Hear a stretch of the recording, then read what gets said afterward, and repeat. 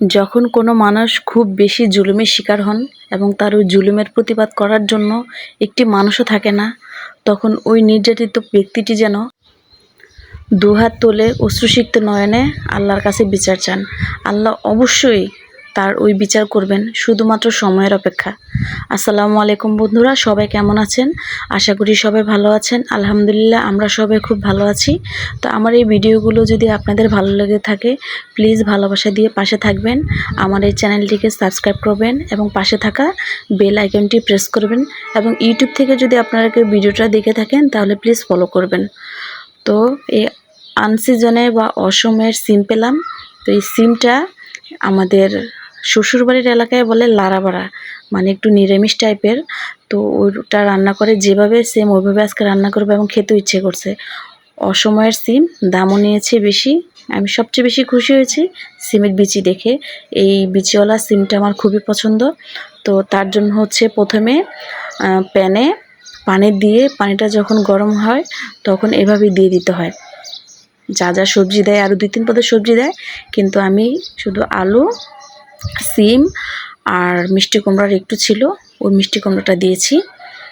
তো এটা হচ্ছে যখন বলক চলে আসবে তখন হচ্ছে গিয়ে পেঁয়াজ বাটা, রসুন বাটা দিয়ে, হলুদ মরিচ দিয়ে ভালো করে নেড়ে চেড়ে যেটুকু পানি দেওয়া আছে ওই পানি দিয়ে ঢেকে রাখা লাগবে। তো পেঁয়াজ বাটা আর রসুন বাটা দেওয়া লাগে। আমি একটু কুইরামির চোটে আপনার ওগুলো করি নেই, আপনি এগুলো একটু পিষে বা আদা ছাঁচা করে দিয়ে দিয়েছি।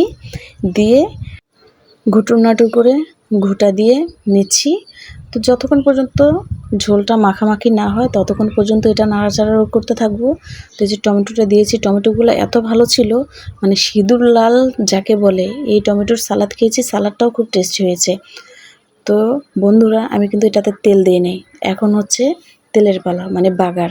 এটাতে আপনারা আগে কখনোই তেল দিবেন না, শেষে এভাবে রসুন পেঁয়াজ দিয়ে বাগার যাকে বলে বাগার দিবেন। তরকারিটা খেতে খুবই টেস্টি লাগে। আপনারা হয়তো ভাবতে পারেন যে বাবা, এটা আবার কোন রান্না, সব ময় মশলা দিয়ে সিদ্ধ করে পরে লাস্টে দিয়ে বাগার দিল।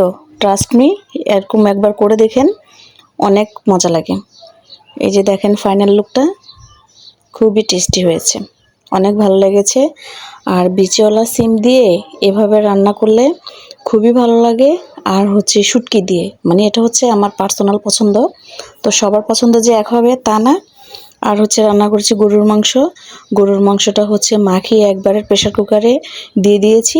5টা সিটি যখন বেজে উঠেছে তখন নামিয়ে ফেলেছি। আর হচ্ছে মিষ্টি কুমড়া ভাজি করেছি। ভাজি বলতে মিষ্টি কুমড়াকে এভাবে ভেজে কয় পিস রেখেছি খাওয়ার জন্য, শুকনো মরিচ ভাজা করে। আর হচ্ছে বাকিগুলা ভেজে কাঁচা পেঁয়াজ, তারপর হচ্ছে ধনিয়া পাতা, সরিষার তেল দিয়ে মিষ্টি কুমড়ার ভর্তা করেছি। এই খাবারটাও খুব টেস্টি হয়। আগে আমি জানতাম না এই যেভাবে যে চাক ভাজি খায়, সেটাও আমি জানতাম না। তো একদিন এক আন্টি আমাকে বলেছিল, যেভাবে খেয়ে দেখো, মজা লাগে। আসলে এখন খাবার পরে, রান্না করার পরে দেখি যে না, আসলেই মজা।